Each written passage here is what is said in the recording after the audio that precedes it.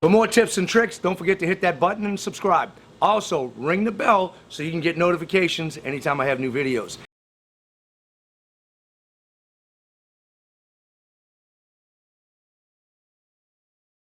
Make sure you guys stick around to the end of the video and drop a comment, because one lucky winner will be chosen to win this ladder right here. It's a 24-foot lightweight heavy-duty ladder made by Louisville, and it's exclusively made for Home Depot. You could be one of the first proud owners of it. Welcome to Paulstoolbox. I'm Paul Ricalde, and today I'm going to show you how to get perfect seams. I already showed in videos how to cut things out and fix sections. Well, you don't want to have a rough looking face. You want this to look perfect. And it's only going to take a few minutes per seam. It lasts a long time. We're going to get started right now. We need to clean this out, sand it, and we're going to smooth this out. I can see one board is a little kicked out. We'll smooth it together, and then I'm going to take some Bondo and make this nice and seamless. I don't have to worry too much about this, but I will even it out. It's these corners that I want to be nice and tight, and I don't want to have any water getting behind there, because that's what opens this up. If water gets on an end grain inside, it does this. It starts swelling, opening up, and this is where you'll have a problem like this. That's why caulk does not work well on here. Before I sand, I always use a mask. This is an RZ mask, great company. These masks are made to where the air pushes down away from your glasses so they don't fog them up. I like that feature, so I really like these. You can check out my website because they give discounts for my viewers. So right here, we'll sand this down. I'll put the mask on, and we're going to go to town.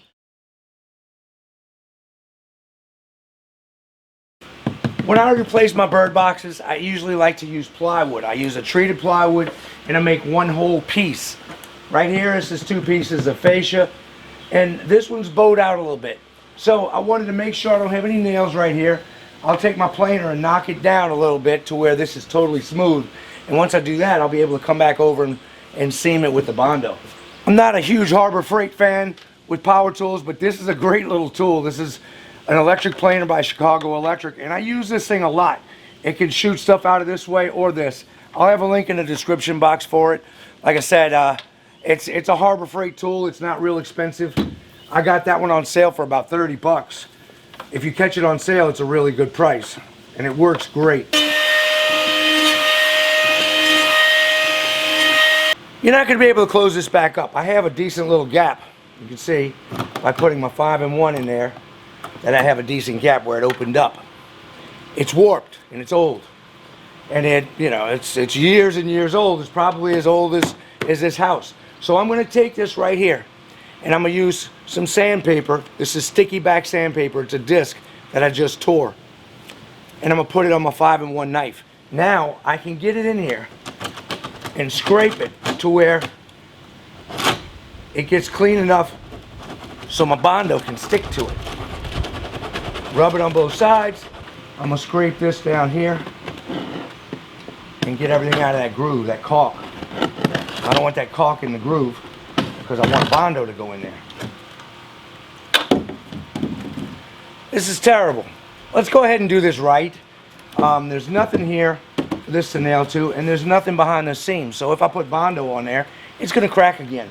Let's go ahead and put a blocking back there, and I'll cut a piece of plywood, and we'll fill it for that too. We'll take this piece out.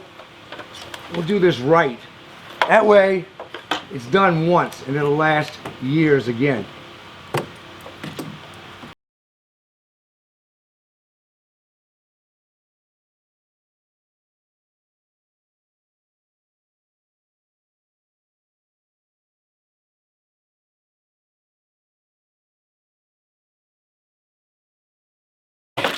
What I'm going to do is put a piece of plywood here, 3/4 inch, it's treated. I'm going to tack it to the soffit on the edge, and I'm going to tack one piece here because I have a 2x going across and it stops there. I want to cover that seam. This is going to sit flush. I'll just run a bead of caulk on there. This right here is grooved and in, but this is all flush, so it's going to go right on the end. That's why I have a block here to nail to, and I have a block here that I can tack to, and then under here, all of this will be strong. So we'll hit it real quick. Get my glasses, safety glasses on. I'm just going to hold it from behind. Keep it tight.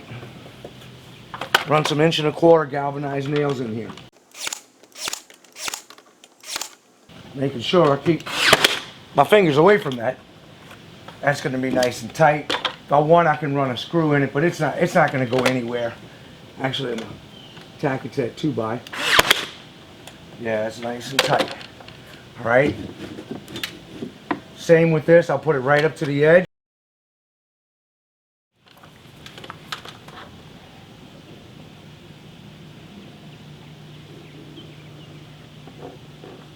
This won't hurt. Little exterior glue. Let it drip. I don't care.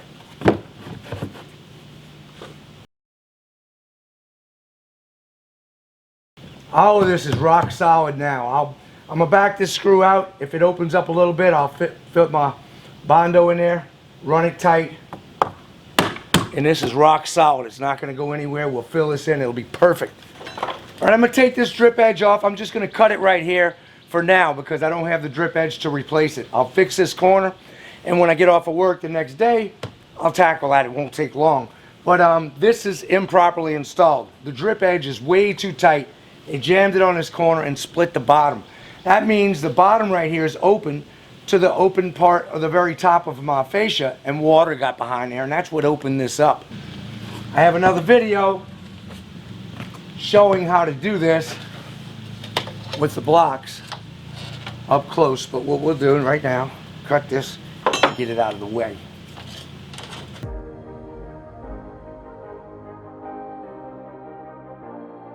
I'm just gonna clean it with a little alcohol, but you could just wipe this down. Alcohol is gonna dry real quick though, so that's fine. Whoop, that was nice. Slick move, X-Lax.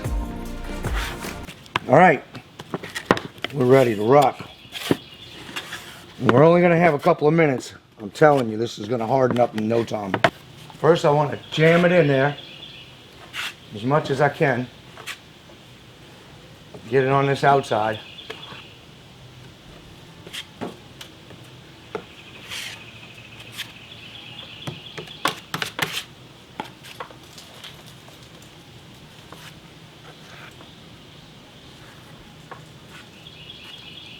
I'll leave my screw hole there. I'll fill that with the last part after I put my screw in.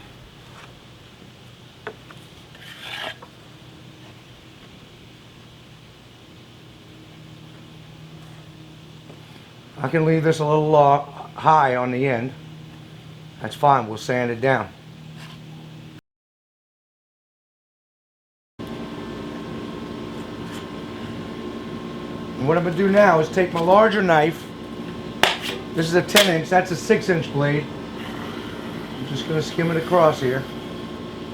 Putting more pressure on the ends, like this or this. Put more pressure on that. Taking it off the back end. More pressure on this, feathering it out.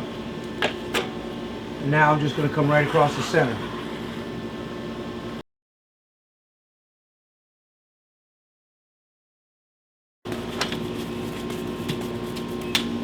This stuff is excellent. It's Bondo glazing and spot putty. It's a 1-part putty, okay? They have a 2-part, but I like to use the 1-part. You just put it on for small little imperfections, little bitty divots or nail holes. It's great for that. We just knock a sander on it real quick in about 5 minutes. And once you prime and paint it, it's going to be watertight.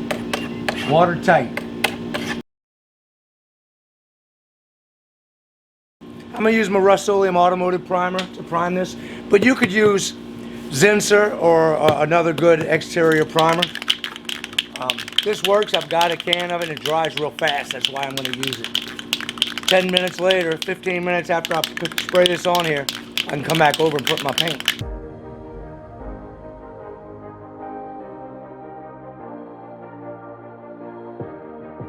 The aerosol primer is real thin, so you want to take a light sandpaper. This is 220. I'm just going to brush it off so it's real smooth. It only takes a second. We're going to paint the whole thing, but right now I just want to cover this bird box. I'm going to paint the whole house.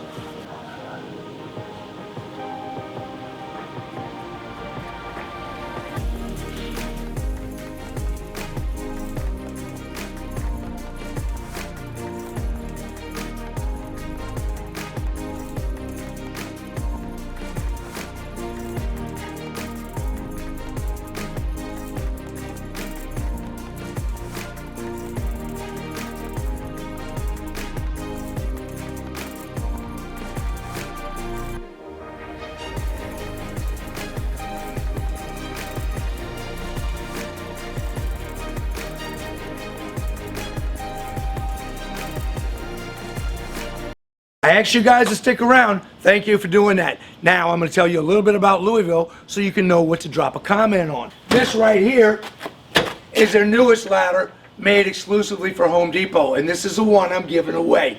This ladder right here is 24 feet, but it's really a lightweight ladder.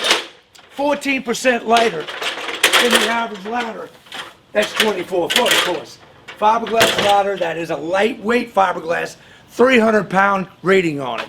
If this is in position like that, you can pull this back and forth. It is not going to move. This is an awesome feature that other ladders do not have.